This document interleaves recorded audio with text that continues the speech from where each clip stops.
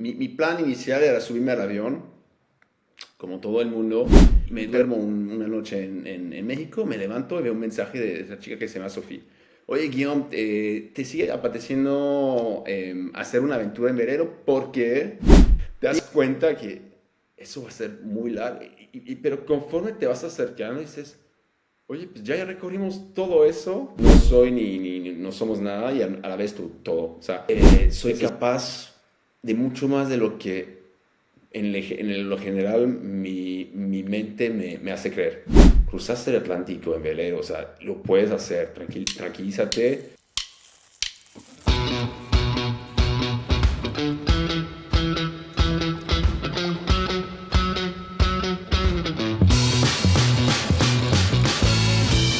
Hola, bienvenidos a este podcast, donde hablamos sobre la vida, los retos, los sueños, lo que se puede ser o no, lo que nos gusta y no nos gusta.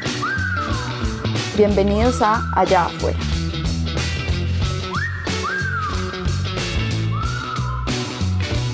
Hola, yo soy Juan Camilo y en este episodio con Sebastián vamos a hablar con Guillaume Hansard. Guillaume tiene una vida muy interesante.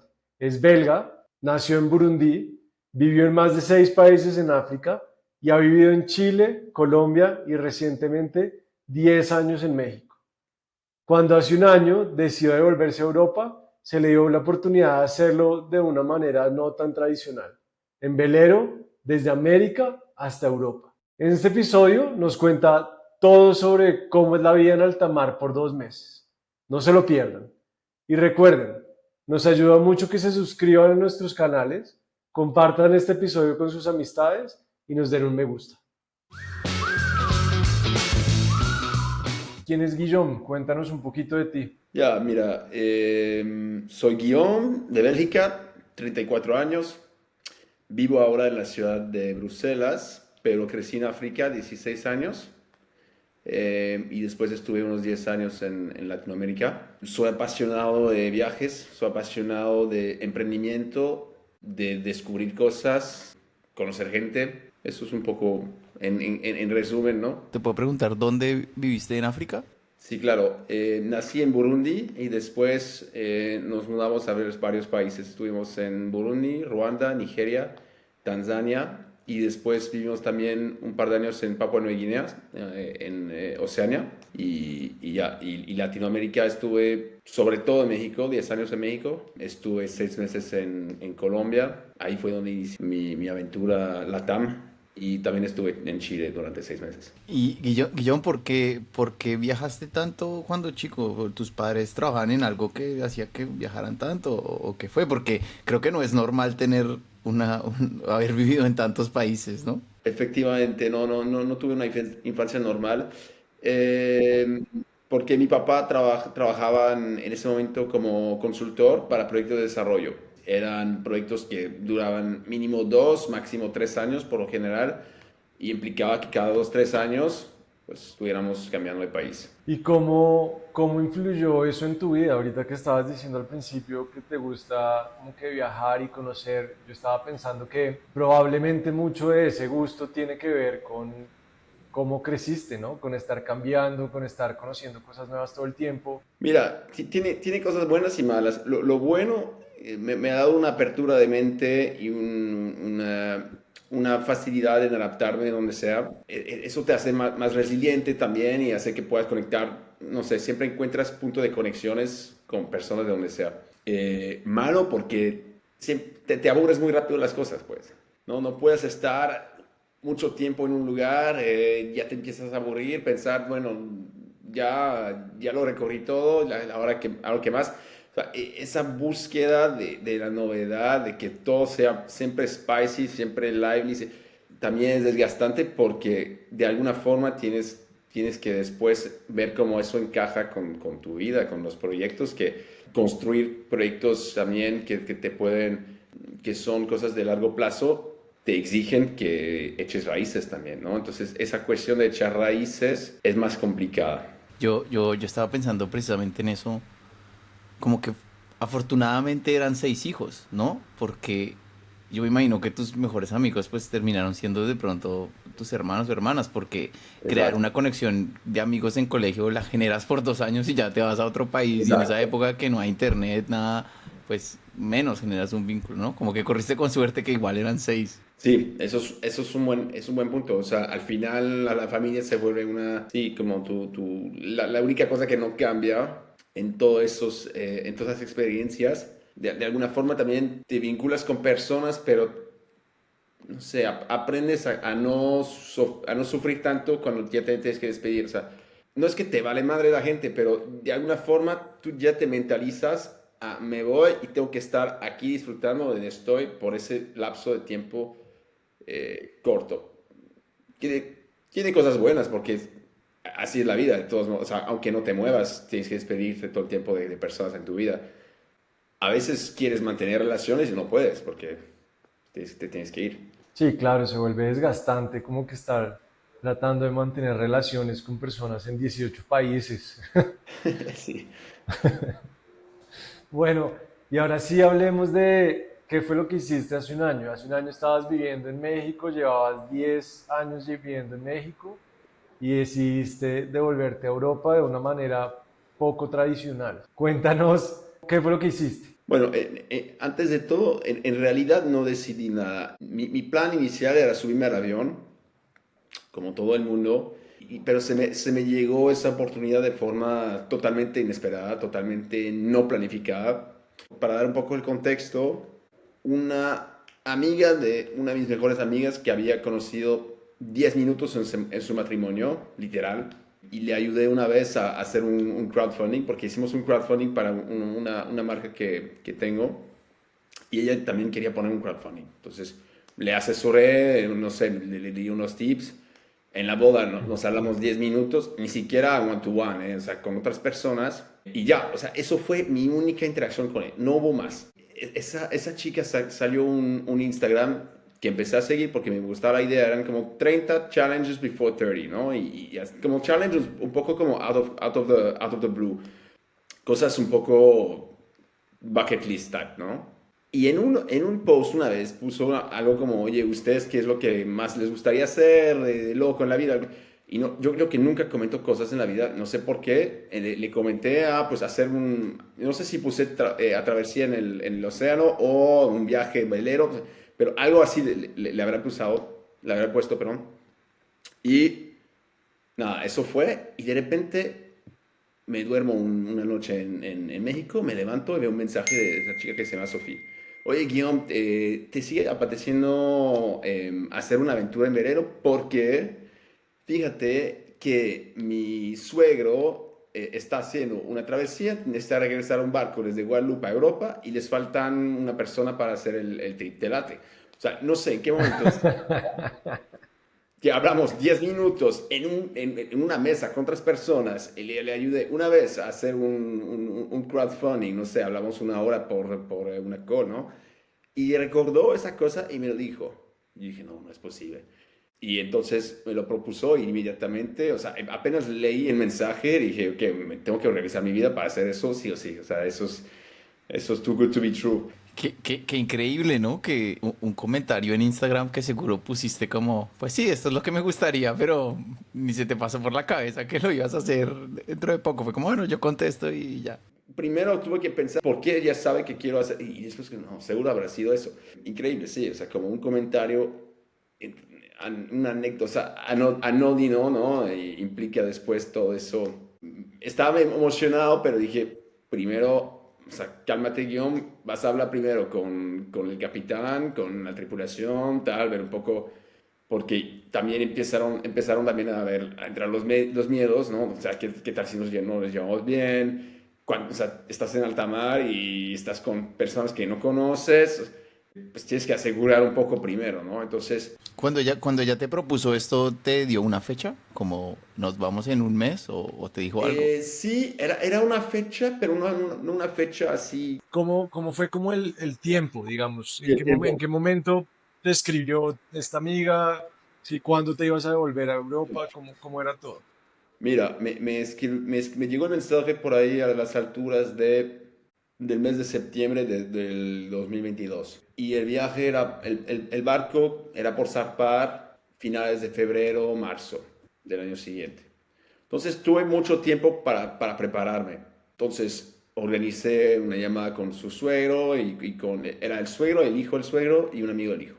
Entonces hice una llamada con los tres y nos caímos bien. A partir de eso, o sea, más bien estaba buscando un red flag. Si veía un red flag fuerte, hubiera dicho que no, pero hicimos la call, nos caímos bien. Dije, ok, me apunto. Entonces ya creamos un grupo WhatsApp, el grupo de que iban a regresar en barco, no sé qué y tal, y de ahí empezó a organizarse todo, ¿no? ¿Cuál es tu experiencia en, o sea, habías hecho algo medianamente cercano o te mandaste al agua así sin... Pues casi nada. Habíamos, de niño había hecho un poco de optimista. Habíamos hecho un par de regatas de optimista, pero el optimista o sea, dentro de lo que es velero, lo más básico es el optimista, ¿no? No hay mucho. Hay una vela, cabe una persona, máximo dos personas y ya. Y la última vez que había hecho eso tenía 12 años, ¿no? Entonces, de 12 años, o sea, no había hecho nada por casi 20 años. Yo quiero preguntar, ¿por qué ese era tu sueño, no? Esto pensó como contestando un mensaje a, bueno, ¿cuál sería tu sueño o tu bucket list que tendrías ahí de primero o lo que sea?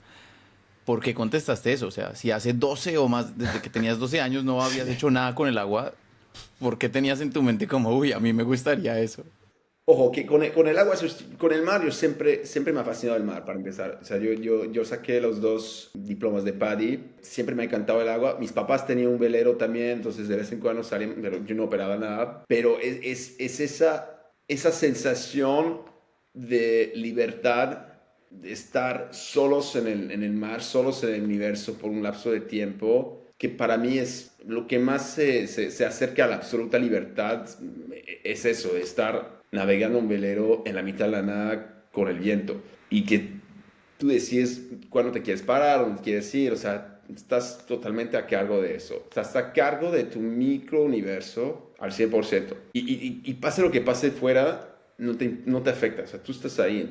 Es esa sensación que yo buscaba, esa sensación de la aventura pura que puedes obtener teniendo eso, ¿no? De que no hay nada que te pueda incluso dar perspectivas, es un infinito, ¿no? Eso es lo que buscaba. Yo creo que te entiendo, porque digamos, no sé, a veces estar en la montaña o algo así, uno se siente como totalmente desconectado, pero yo me pienso en la mitad del mar, o sea, y me da de susto, o sea, no me da desconexión, sino más bien miedo. Sí, no, y me daba miedo también, es por esa razón por esa razón tengo que hacerlo. Si me da miedo y excitement y siento un poco porque el verdadero excitement siempre está muy, o sea, el límite entre el miedo y excitement en realidad están siempre, son los dos lados de la misma moneda, ¿no? Hasta cuánto estás dispuesto a empujar. Yo creo que si lo haces y es 100% miedo, no tiene caso, o sea, te tiene que gustar también. Pero es normal o sea, el miedo, creo que el miedo es una sensación humana 100% normal. Yo no conozco a nadie que no tenga miedo de nada. O sea, solamente un psicópata quizás, ¿no? Pero Sí. es malo de tener miedo, o sea, es lo que te preserva. Entonces, es jugar con eso y es aprender a también como salir un poco, empujar eso y salir de esa experiencia diciendo, eso me daba miedo y lo hice. Entonces, ¿ahora qué? Oye, ¿y cómo es la planeación de algo así de grande? Porque acá hemos hablado con gente que ha hecho cosas grandes, ¿no? Como, yo qué sé, caminar el Pacific Crest Trail, que son 5 meses, ese tipo de cosas, pero en casi que todas las aventuras que la gente ha hecho, hay contacto con la civilización en algún momento, o por lo menos constantemente. ¿Cómo se planea ir Ujú. de un continente a otro durante ahorita, yo no sé cuánto se demoraron, cuánto tiempo se demoraron en no ver absolutamente nada más que océano? ¿Cómo es la planeación de algo así de grande? Suena gigante. Sí, sí, sí. Bueno, primero para contestar tu cuánto tiempo, son 2 meses más o menos, contando escalas, contando, o sea, un todo, ¿no? Y lapso de tiempo más grande entre un puerto y otro fueron 3 semanas. De Antigua, que hicimos una pequeña escala en Antigua, a los Azores. En realidad, yo no hice mucha planeación porque yo no era responsable de la planeación. ¿A qué voy con eso? El capitán era el que conocía su barco, que sabe navegar, etcétera. O sea, yo obviamente me aseguré de que lo había hecho varias veces. O sea, era su quinto barco que había comprado. O sea, él sí dominaba todo ese tema. Entonces fue más bien para mí una planeación a nivel individual, ¿no? Yo no estuve a cargo de planear cosas para los demás, sino que llegar ahí cuando me pidieron llegar y empezar a colaborar. Planeación para mí, pues, fue... No hubo mucho más que comprar, o sea, buscar qué tipo de equipos necesitaba para hacer la travesía, informar sobre las condiciones de meteo, ¿no? Clima, o sea, si va a hacer frío, o sea, ese tipo de cosas. Pero fuera de eso no hubo mucho. Seguía haciendo mi rutina de forma normal. Ni siquiera estaba viviendo en el mar. Entonces hicimos, antes de zarpar, unos 10 días ahí para preparar el barco. Y ahí sí hubo toda una rutina de check-ups, ¿no? De la radio, del que se descompuso después en alta mar. Entonces, y por tanto que planees, después se van descomponiendo cosas. Pero bueno, estuvimos como unos 10 días juntos en el puerto para preparar el barco, para preparar el equipaje, para conocernos. Hicimos una pequeña excursión de 2 días entre dos islas de Guadalupe para un poco ya, o sea, en plan, el capitán nos dijo, bueno, si de verdad después de esos 2 días ya sienten que no, ahora es el momento de no subirse, después va a ser difícil, ¿no? Pero eso fue la única planeación que hubo en realidad, fuera de, o sea, yo trataba de buscar cosas que hacer para planear, ¿no? Para sentir que dominaba más el asunto, pero fuera de bajar un chingo de podcast y cosas así, así no me aburro, fuera de escoger unos libros que podía traer, o sea, fuera de ese tipo de cosas, no había mucho que podía hacer, había de hacer un poco de actividad física para estar en forma, pero fuera de eso no había mucho. Y en el momento en el que ya estuvieron juntos, digamos, en esa pequeña travesía de 2 días, ¿qué aprendiste? Porque, claro, no te pudiste preparar antes, pero luego, pues, ¿qué tenías que hacer tú, no? Como que, ¿cuál era tu responsabilidad en el equipo? El capitán, bueno, pues maneja todo como que lo grande, navega, bla, bla. ¿Tú qué hacías? ¿Cómo aprendiste? ¿Qué tuviste que hacer? En realidad todos tuvimos que navegar, porque el capitán navega, pero el barco navega 24 horas, entonces el capitán tiene que dormir también. Afortunadamente el hijo también había hecho la travesía ida, entonces tuvimos que aprender haciendo, a navegar también, a usar los equipos de navegación, a hacer, no sé, ¿cómo se llama? Knots, no sé cómo se llama en español. Nudos. Nudos. Gracias. Qué tipo de vela sacar, cuándo, o sea, ese tipo, no en el plan que si mañana me subo a un barco no lo puedo hacer solo, pero sé más o menos qué hay que hacer, ¿no? Y si el capitán me da unas instrucciones, entiendo un poco por dónde hay que ir. Entonces, todo eso, una de las tareas más grandes es lo que se llaman los cuartos, ¿no? Los cuartos son cuando tú tienes que navegar con un compañero, siempre estás entre dos personas y tienes un lapso de tiempo donde tú estás en la noche, obviamente, porque en el día todos están ahí, pero en la noche, siempre, cada noche haces dos equipos, ¿no? Un equipo que hace, por ejemplo, un shift no sé, no me acuerdo los horarios exactos ahora, porque el horario al final en el mar es algo totalmente arbitrario, pero no sé, 8, 2 de la mañana y 2 a 8 el otro grupo, ¿no? Eso es una de las grandes cosas que tenemos que hacer. Después, todo lo que es cocinar, limpiar, o sea, mantener limpio. O sea, suena tonto, pero mantener limpio un barco que se está moviendo todo el tiempo, donde hay agua que cae, es también un labor. O sea, todos los pequeños labores se vuelven grandes, ¿no? Y cocinar una cosa cuando el barco está así, es una tarea tremenda, o sea, y la tienes que hacer. Diría, básicamente esos son los tres buckets, ¿no? O sea, navegar primero, cocinar, y la logística, no sé, lavar los trastes, o sea, toda esa parte y mantener el barco en buen estado. John, No, no, ¿puedes describir un poco primero el barco y cuántas justo iba a personas decir eso, eran? que no preguntamos qué tan grande era, qué Porque tipo de sí, barco. sí, porque ahorita estoy intentando imaginar, pero no sé, no sé. Tienes que imaginar un barco es ligeramente inferior a 12 metros. Tiene un espacio exterior, tienes después la cabina, y la cabina tienes dos cuartos atrás, o sea que cuando estás en digamos, la parte de atrás, no en el deck, hay por debajo, a derecha e izquierda, son dos cuartos. El del capitán, que es el que estaba a la izquierda, y el del primer matelot, ¿no? A la derecha. Y después tienes lo que se llama el carré, el cuadrado, que es la cabina, donde tienes la cocina de un lado, tienes un pequeño espacio con una mesa, con unos libros, con un espacio para sentarse adentro, o sea, si quieres comer adentro, tienes que comer adentro, por ejemplo. Y después en el frente tienes otra cabina que compartía con otro de los tripulantes que hacía rotación, o sea, o yo dormía ahí o él dormía, porque al final nunca coincidimos. Y tienes después dos pequeños baños.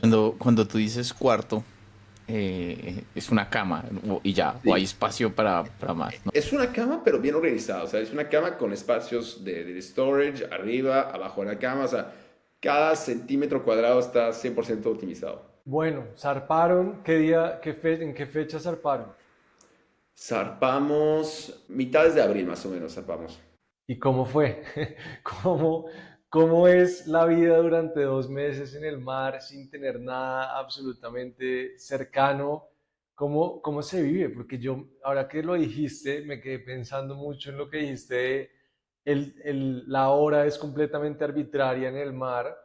Pues claro, porque uno todo el tiempo se va moviendo la hora y me imagino que entonces empiezan a hacer todo alrededor del sol, ¿no? O sea, ¿cómo es la vida en alta mar?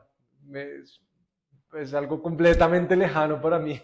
Sí, o sea, eso de la hora es en particular porque llegas a Europa y no hay jet lag, o sea, porque tú tuviste tiempo de ir o sea, tú ya fuiste ajustando todo el trayecto, ¿no? Es tan lento la velocidad a la cual te mueves que es imperceptible, ¿no? Ese cambio. Bueno, lo primero es no te das cuenta que te vas hasta que te vas. O sea, por tanto que te mentalizas, pero ya que te vas, ahí dices, "Ay, tengo que mandar un último mensaje a tal persona, no sé qué era".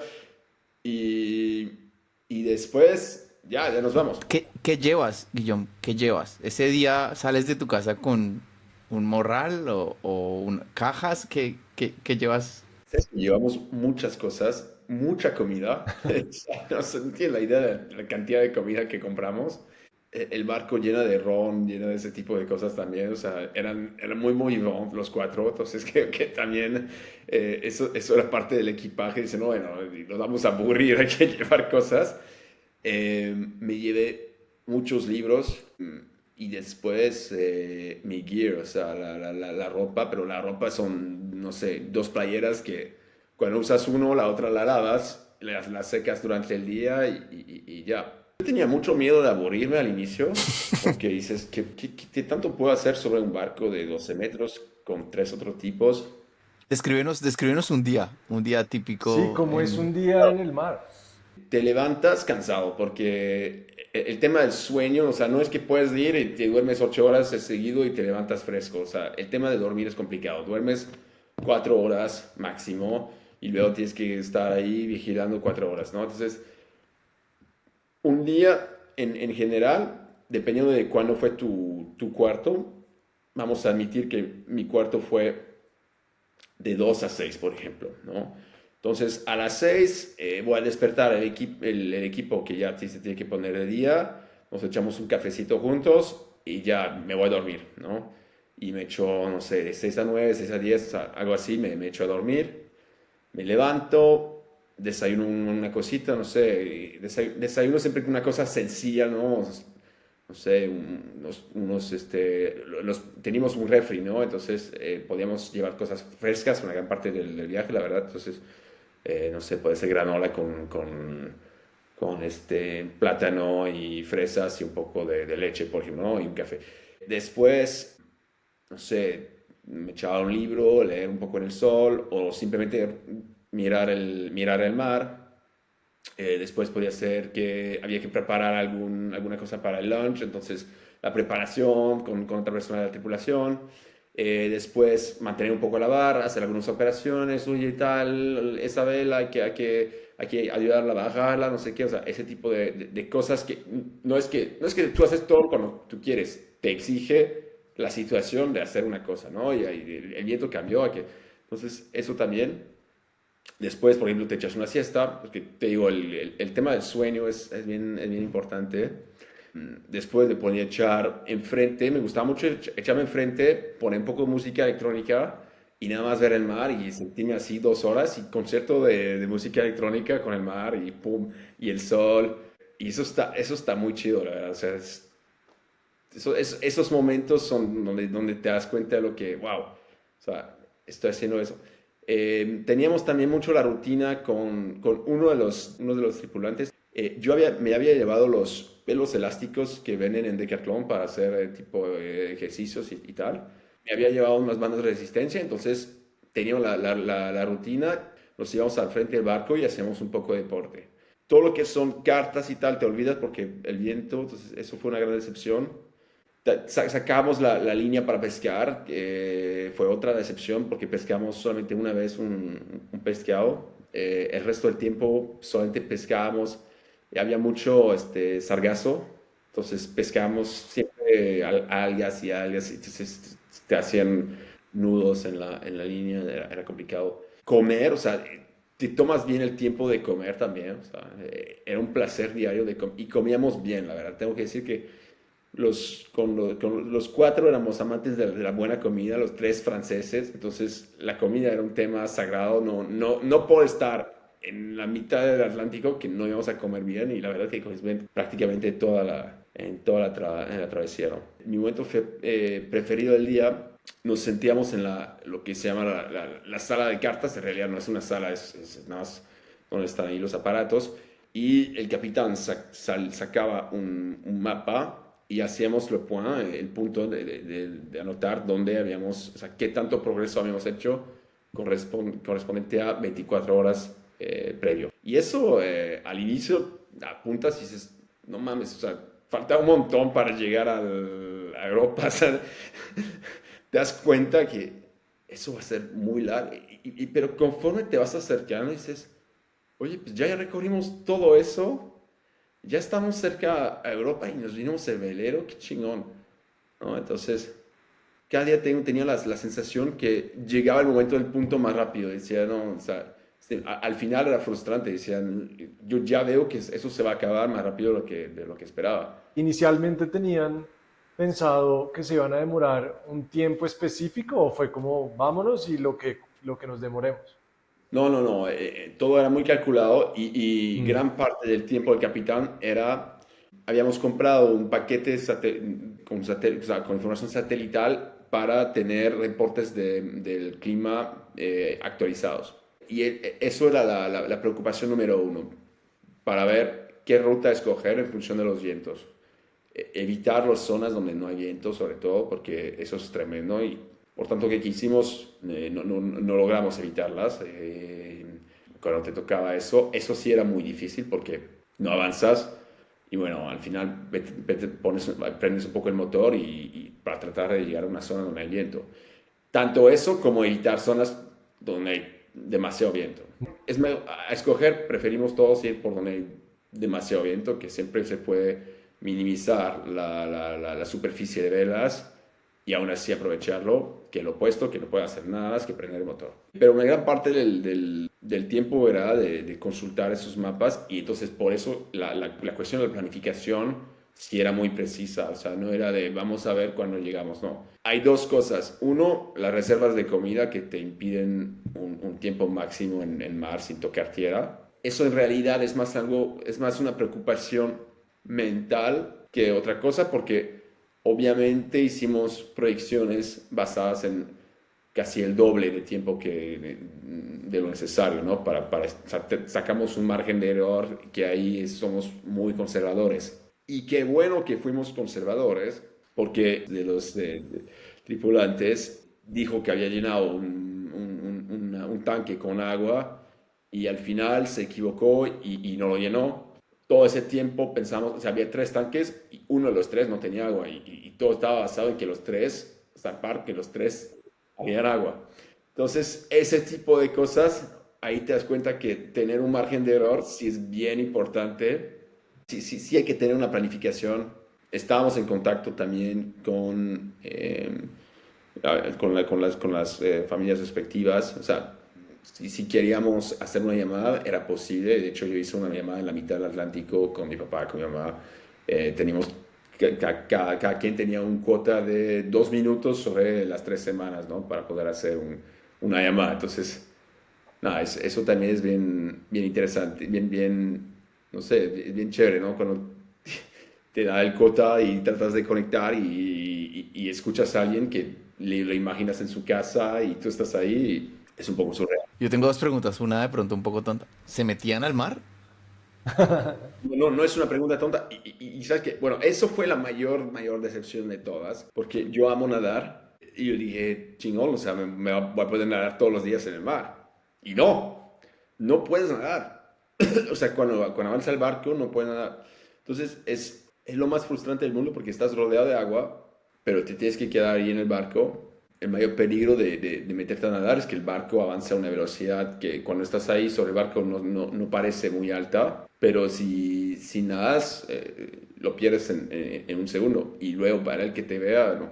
El hecho que estás en alta mar, no estás en una piscina, ¿no? Pero bueno, obviamente en los puertos, obviamente allí sí te metes a nadar, ¿no? Cuando te metes a una bahía o algo, ahí sí. Pero una vez nos metimos a nadar en alta mar, porque el mar era totalmente plano, o sea, no había viento, y entonces pedimos permiso al capitán y todos nos amarramos con cuerdas, y ahí con cuerda nos dio autorización de nadar alrededor del barco, pero ¿sabes qué? No me quedé mucho tiempo, o sea, me salté y miré para abajo y ahí tengo 10 kilómetros de fondo. ¿Quién sabe qué cosas puede haber abajo? Sí, qué susto. Creo que nos quedamos ahí a nadar un minuto nada más y dije, no, ¿qué tal que llega un tiburón o no sé qué cosa? Sí, pues por eso lo pregunté, como si era posible o no. Era posible, pero no quisimos tentar al diablo. Y bueno, de nuevo volviendo a lo de zarparon y qué pasa, ¿no? Uno está en alta mar y cómo es la vida en alta mar, qué se ven animales, se ven cardúmenes de animales, cómo huele, cómo todo, como que descríbenos cómo se ve eso. Yo imagino también el amanecer y el atardecer en la mitad del océano. Tiene que ser algo espectacular. Uf, amanecer y atardecer, pero atardecer ahí siempre lo veías, amanecer a veces por cansancio o lo que sea, no lo veías, pero sí, los atardeceres eran una cosa tremenda, impresionante, y los colores que se van cambiando un minuto a minuto sobre el infinito y lo ves perfecto bajando, y luego el cielo que va... No he visto un mejor atardecer que ahí. Sobre lo que veíamos, primero yo pensé que íbamos a ver muchos barcos, no sé, y vas a cruzar, no ves nada, o sea, puedes pasar días y a lo mejor ves una luz, porque en la noche tienes que manejar el barco, no, en realidad no tienes que manejar, lo pones en piloto automático, que se nos descompuso, entonces después sí tuvimos que manejar con la barra, y eso sí fue tremendo, o sea, manejar con la barra durante varias horas de noche y mirando solamente ¿cómo se llama? El compás, eso sí fue cansado, pero y en realidad estás haciendo eso para evitar una colisión con un posible barco, pero dices, cuando haces 24 horas y no ves ni un barco, dices, en realidad, ¿para qué? O sea, me puedo echar a dormir, la probabilidad de que haya algo es muy baja y el piloto automático me va a llevar. Pero bueno, no ves mucho en cuanto a barcos. En cuanto a animales, sorprendentemente, pájaros hasta muy fuera de las costas. Eso me sorprendió. Y de hecho, tuvimos unos compañeritos eh, un pajarito, esos pajaritos amarillos chiquitos, que se quedó 2 días con nosotros, así agarrando un ride y después de repente se fue. Sí, sí, sí, eso fue bien que particular, o sea, y su nuevo microcosmos, su nuevo espacio era el barco, y no, y volaba, regresaba al mástil, y volaba y regresaba al mástil, y regresaba ahí, y le dábamos de comer y todo. Pero fuera de eso, lo que sí vemos bastante son los delfines, una cantidad de delfines impresionante y eso es increíble. Vienen, ellos juegan con la parte de frente del barco que rompe la ola. O sea, la parte de frente te genera un surf, digamos, y ellos juegan con ese surf. Entonces se van adelante del barco, te observan, son muy curiosos y los ves y están entre que juegan y quieren enseñar quién es el más chingón. Entonces, a veces te hacen un salto y es fascinante. Y se pueden quedar ahí 1 hora a veces, o sea, y es la facilidad con la cual ellos nadan y dominan el mar y son adaptados a ese ambiente que para nosotros es hostil. Eso es fascinante de mirar. Eh, vimos una ballena también. Con la ballena en realidad hay menos interacción, hay un poco más de miedo también, o sea, la ballena está ahí, la vimos salir y regresar, o sea, no saltar, sino, pero es impresionante. Fuera de eso, muchas medusas. Cerca de Gibraltar nos encontramos, no a orcas, pero parecidas a orcas. Y era en ese momento, supongo que ahora sí ese tema, de que había ataques de orcas sobre barcos alrededor de Gibraltar. Entonces estábamos ahí con el tema de, bueno, ¿qué hacemos si vienen orcas a atacarnos y no sé qué y tal? Cuando nos paramos en Gibraltar, el barco de al lado de nosotros había sido atacado por orcas.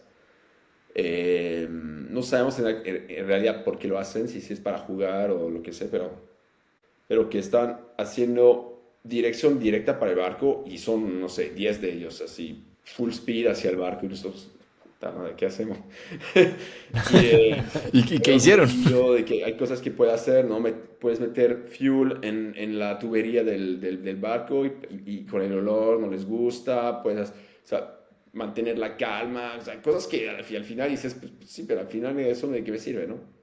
Y al final se quedaron así como jugando un poco alrededor del barco y se fueron. Eso sí, fue un mix entre un montón de miedo y a la vez, wow, los quieres ver, pero no de tan cerca. Guillem, y yo te iba a preguntar sobre la convivencia. O sea, te metiste en un barco con tres personas que no conocías. Bueno, dijiste que eran franceses, pero a ver, y son situaciones como ya contaste que alguien la cagó con el tanque del agua. Supongo que tuvieron que pasar momentos o de pronto no te la llevaste bien con todos o qué tal, ¿cómo fue? Y sobre todo pensando que de las 4 personas, las 4 tenemos caracteres fuertes. No había ahí un carácter más blando, o sea, somos 4 que nos gusta tener la razón, ¿no? Entonces, pero te voy a decir algo, cuando sí hubo tensiones reales, siempre pasó cuando estábamos en puerto. Como si de alguna forma nosotros, cada quien, hubiera tenido esa sensibilidad de autocensura, de decir, aquí en alta mar, no. O sea, aquí en alta mar lo que tengo que asegurar es que nos llevemos bien. Y fue lo que sucedió. Y fue muy chistoso porque hasta el final del viaje, el papá y el hijo se pelearon brutal. La última noche se pelearon brutal, sacaron los trastes sucios de familia, todo eso entre ellos. Yo dije, no, no me quiero meter en eso. El hijo se salió del restaurante y se fue o sea, y al final tomaron 2 taxis separados al aeropuerto cuando iban a tomar el mismo vuelo. O sea, ahí al final sí hubo como es. Y yo dije, ¿qué onda? O sea, todo el tiempo se llevaron bien y ahora explotó. Y entonces después lo pensé y dije, no, eso tiene sentido. O sea, es como que te aguanta. No es que no hay tensiones. Siempre la convivencia conlleva tensiones con las personas, pero yo creo que lo que sucedió fue mientras estábamos en alta mar, y eso lo hizo muy bien el capitán, y nos dio el espíritu de somos un equipo y somos uno frente al mar, a los elementos, y así nos tenemos que comportar. Si ya nos queremos pelear y tal, todo eso lo hacemos, pero ya en tierra, pero en mar somos uno. Y de verdad fue así. Y también hubo momentos súper bellos, ¿no? O sea, de hecho, por lo general la convivencia no fue un gran tema. La convivencia, de hecho, se pasó bastante bien, sobre todo tomando en cuenta el hecho que después de una semana, después de 2 semanas, empieza a llegar un cansancio fuerte. Tienes que estar un poco más paciente, ¿no? Y se agota más rápidamente la paciencia. Donde sí veía que había momentos de explosión total fue cuando había momentos de pánico. Por ejemplo, tormentas. En el momento de tormenta, ahí o sea, nos llegó de que la tormenta está ahí y tienes que reaccionar y el capitán está gritando algo y tal. Y ahí es entre el miedo y entre la urgencia de hacer cosas, todos los filtros se van. Todos los filtros se van y sale lo que tiene que salir. Y afortunadamente después hablamos las cosas, no, perdón, te dije eso de manera muy bruta, pero bueno, era el momento, el miedo, no sé qué, tal, pero te diría eso, o sea, hay momentos de explosión que son las tormentas, ahí all hell breaks loose, literalmente. Cuéntanos un poco de cómo es, o sea, cómo es una tormenta en la mitad de alta mar. Tuviste momentos de mucho miedo, me imagino. Mucho miedo, sí. Primero llega en chinga, o sea, ves, o sea, tú tienes los early warning signs, ¿no? De la tormenta. De repente el viento está cambiando mucho de dirección, es inestable, o sea, esos son elementos que te enseñan, hay algo que está pasando. Lo ves en el radar, ¿no? Ves lugares donde hay mucha lluvia, el radar es capaz de detectarlos, pero dices, todavía se ve lejos. No, no, no, llega muy rápido, entonces nos pasó 2 veces o sea, tuvimos 3 tormentas, pero 2 de las tormentas, si hubiéramos planificado con más anticipación, hubiéramos podido alistar, preparar el barco antes. Y qué pasa? ¿Qué hay que hacer? O sea, viene la tormenta y ¿qué hago? ¿Qué hay que hacer para que hacer las cosas bien? Uno es bajar la cantidad de vela a lo mínimo indispensable. Entre más velas tienes, más superficie el viento tiene para destabilizarte. Entonces, tienes que reducir tu cantidad de vela a lo mínimo. Y eso se tiene que hacer con anticipación, porque hay ciertas velas que dices, o sea, la tengo que bajar y eso es todo un procedimiento, no es nada más apretar un botón y ya. Nos pasó que no lo habíamos hecho a tiempo y te agarra la tormenta y ahí verdaderamente ahí estás sufriendo y ahí no estás planificando, estás tratando de controlar algo, pero en realidad no controlas ya mucho. O sea, lo que tú tienes que hacer ahí es, eso es lo más importante, y eso es durante toda la travesía, siempre estar atorado al barco, siempre estar attached. Si estás proyectado fuera del barco y no estás mantenido al barco, olvídate, en una tormenta nunca te van a encontrar. O sea, ahí terminaste. Y nada, o sea, en la tormenta es tratar de buscar, tratar de mantener el control del barco. Para eso tienes que tratar de que el barco esté lo menos inclinado posible, pero le tienes que poder dar dirección. Lo que es muy frustrante es que de repente tratas de darle dirección y ya no responde el barco porque es tan fuerte, todo lo que está pasando es tan fuerte. Hubo un momento que estaba yo con uno de los otros de la tripulación y los dos que menos experiencia teníamos, nos agarró, 2 de las 3 tormentas siempre nos agarró a nosotros, y el capitán durmiendo y el hijo durmiendo. Y entre que los despertamos, o sea, pues, los despertó la tormenta, estás ahí y gritando por tu vida y esperando que llegue el capitán a controlar algo, porque dices, de aquí no me salgo.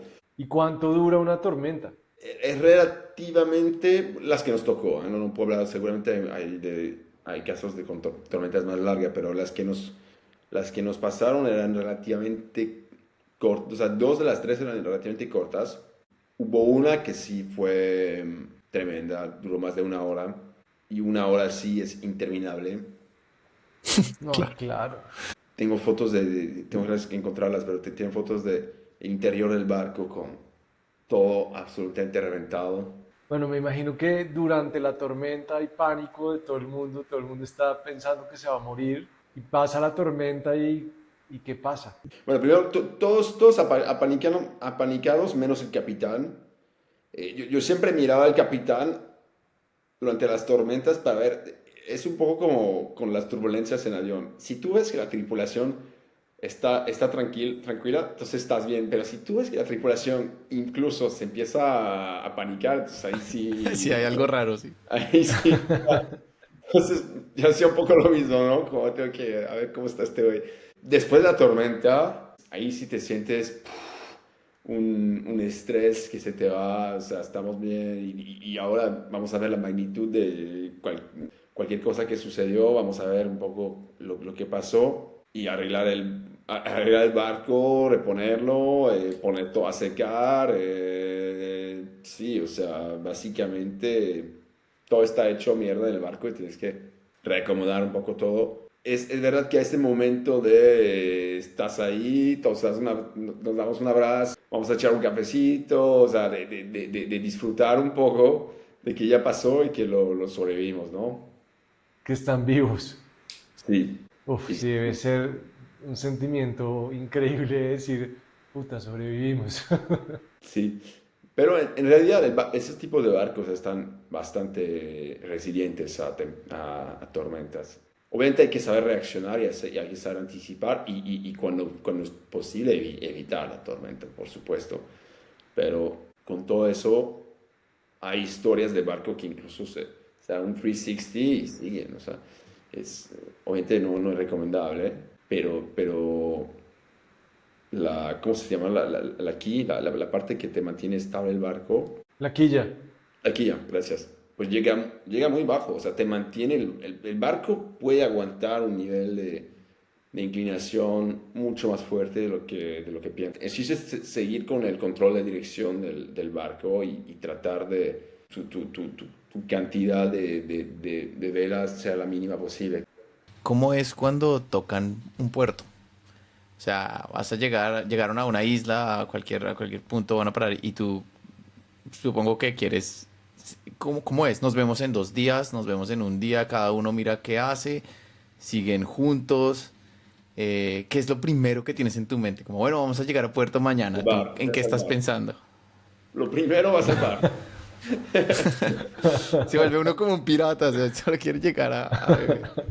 Primero vamos a dejar el barco, vamos a ir a cenar, a beber bien, a salir y después a dormir sin poner despertador. ¿Duermes en el barco o Sí, sacas duermes un en el hotel barco. esa noche? Ok, No, ok. duermes en el barco. En realidad, cuando hicimos un stopover, seguíamos con la tripulación, rentamos un coche y nos recorrimos un poco la isla para conocer. Yo moría por hacer hiking, o sea, quería caminar lo más posible, porque eso es lo que hacía falta. Entonces, encontramos un volcán y hicimos un pequeño hike alrededor y eso es tremendo, o sea, el hecho de caminar, o sea, ese tipo de cosas. Sin embargo, los primeros pasos, yo tuve el mal de tierra, que básicamente es como el mal de mar, pero al revés. Y bueno, ¿y cuántos días pasaban en tierra? ¿Uno, dos? Supongo que compraban comida para llevar. eh, Mira, depende mucho de la etapa, pero por lo general nos quedamos una semana. Porque también los lugares donde nos paramos eran increíbles. O sea, en Azores son islas volcánicas en la mitad del Atlántico, tiene mucho por hacer. O sea, incluso cuando llegamos había un festival de música ahí, entonces nos fuimos a escuchar música en vivo, cosas así. O sea, por tanto que es divertido estar en alta mar y en barco, también cuando llevas 3 semanas en alta mar, o sea, nadie se pone a apresurar el capitán de que no, es que hay que irnos en 2, no, nos quedamos una semanita sin problema. Y el simple hecho de, primero, descansar, tú como tripulación, el hecho de arreglar el barco, por ejemplo, tuvimos problema con la dirección, el piloto automático, que eso tuvimos que arreglar, entonces llamar a un técnico, todo ese tipo de cosas. Todos los mantenimientos del barco te demoran, después de una travesía, dependiendo de lo que has hecho, ¿no? Pero a nosotros solamente en reponer el barco en buen orden fueron 2 días. Ponte que un día después quieres descansar y un poco cuarto libro para todos. A lo mínimo 3 días tendrías que estar. Me imagino que tienes muchas historias de cosas que te pasaron, pero cuéntanos alguna. Feo fue cuando llegamos a los Azores, entre dos de las islas, nos tocó un mar muy agitado, muy fuerte, el barco así durante, o sea, cuando navegas así es muy incómodo, cuando navegas viento en popa, eso es lo mejor. Pero así, au près, lo decimos así en francés, es decir, tienes el viento que enfrente y el barco está muy inclinado, ¿no? Fueron casi 48 horas de navegación en esas condiciones. El capitán se enfermó, todos nos tomamos medicinas, o sea, teníamos náuseas, estábamos cansados, se nos hizo interminable y fue la parte que más me cansó o sea, y eso es lo más raro, porque en alta mar fue mucho más fácil, pero entre esas islas, me recuerdo que esos 48 fueron muy difíciles. Y decía, espero que no va a ser así hasta Gibraltar, porque son 10 días más así. Momentos así, otras anécdotas que puedo contar. Mira, cuando nos echamos ese swim en alta mar, eso para mí fue entre miedo y mágico, pero fue mágico. Y lo que me encantó también fueron las noches, cuando había noches estrelladas, me metía un poco por delante, obviamente con el arnés amarrado, pero a ver las estrellas así, increíble, y ves cómo se cambia todo el cielo y la ves perfectas las estrellas, es impresionante. Eso, o sea, las noches con los cielos estrellados para mí fueron momentos realmente que sí, o sea, son esos momentos que dices, no somos nada, no somos absolutamente nada y está eso ahí y estás navegando. ¿Qué aprendiste de 2 meses en alta mar para tu vida? ¿Cómo cambió tu vida? Sí cambió o cuál fue como que el aprendizaje. Excelente pregunta. Uno, bueno, yo ya lo sabía, pero me dio esa confirmación que no soy ni no somos nada y a la vez todo. O sea, esa dualidad entre no soy nada, pero a la vez soy todo, soy parte de esa sentirse parte de algo más grande. Cuando estás ahí en alta mar viendo las estrellas, más un aprendizaje a nivel metafísico, diría, ¿no? Más a nivel espiritual. De que, mira, todo va a pasar, o sea, me voy a morir, pero no pasa nada, y algo sigue después, no sé cómo llamarlo, no sé qué es, pero hay algo más, y eso me da una paz mental tremenda. Y la otra es, soy capaz de mucho más de lo que lo general mi mente me hace creer. O sea, todos siempre somos los primeros en sabotearnos, en decir, no, eso es demasiado difícil o no lo vas a lograr, no sé. Y como que eso fue un poco esa prueba de fuego donde no lo logré al 100%, obviamente no creo que es algo que nunca se puede lograr al 100%, pero gran forma es, cuando tengo momentos donde dudo, digo, cruzaste el Atlántico en velero, o sea, lo puedes hacer, tranquilízate, ponte un plan, ponte pilas y las cosas las vas a conseguir. No de una forma prepotente, de una forma no, se puede hacer, o sea, realmente se puede y yo ya me comprobé a mí mismo que soy capaz de hacer ese tipo de cosas. Y lo tercero, lo que aprendí, bueno, ya lo sabía, pero lo que aprendí es, tuve la oportunidad de hacer eso, de estar 2 meses fuera de la realidad haciendo eso y quién sabe cuándo más, ¿no? Entonces, pero quiero vivir mi vida de la forma en la que ese tipo de experiencias, no quiero que sea la última vez que tenga la oportunidad de hacer algo así. Quiero ver y quiero diseñar mi vida de la forma en que me pueda ofrecer el lujo, porque sí es un lujo, de seguir haciendo ese tipo de experiencias. Puede ser eso, puede ser tomarme 2 meses para encerrarme en una casa, en una isla y leer libros, o sea, puede ser lo que sea. O sea, y creo que para cada quien mete un poco el punto donde quiere, pero me quiero dar ese contexto, esas posibilidades de seguir haciendo ese tipo de experiencias muy fuera de lo común, que te hacen descubrir quién eres y te hace descubrir el mundo realmente por lo que es. No, me voy una semana a Cancún, a echar la hueva y hacer no sé, y a ver unos museos o, ¿sabes? O sea, algo más, ¿no? Y ese tipo de cosas, esos big trips, los tienes que planear, los tienes que apuntar, tienes que sacar el puesto para hacerlo, o sea, implica mucho planning, ¿no? No los puedes improvisar así, pero quiero volver a hacer ese tipo de experiencias. Como te contamos, nuestro objetivo con esto es que la gente se inspire a vivir aventuras como la que tú viviste.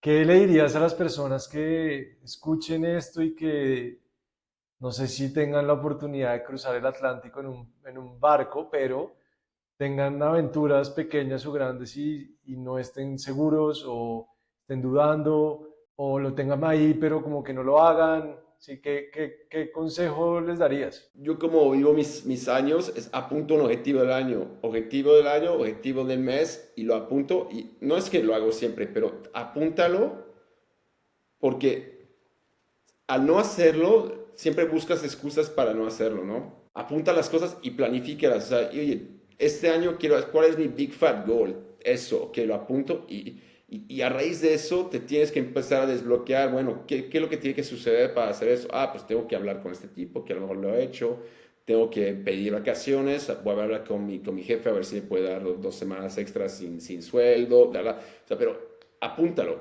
y haz que realmente tengas la conversación honesta con ti mismo también, porque no digo que todo lo pueden hacer, pero muchas cosas que decimos, no, es que no sé qué, no, es que...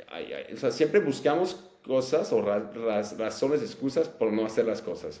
No quiere decir que vas a vivir de forma rígida donde no te sales del plan, pero es como esa inercia de que si no planeas tu semana acabas yendo al mismo bar con los mismos amigos haciendo lo mismo, porque justamente no, y había a lo mejor una expo súper super chida al otro lado de la ciudad que no hiciste porque no planificaste eso, ¿no? Entonces, yo creo que muchas veces es una cuestión de tener la intención, apuntarlo, planificar y después buscar la vida por buscar la vida por hacerlo.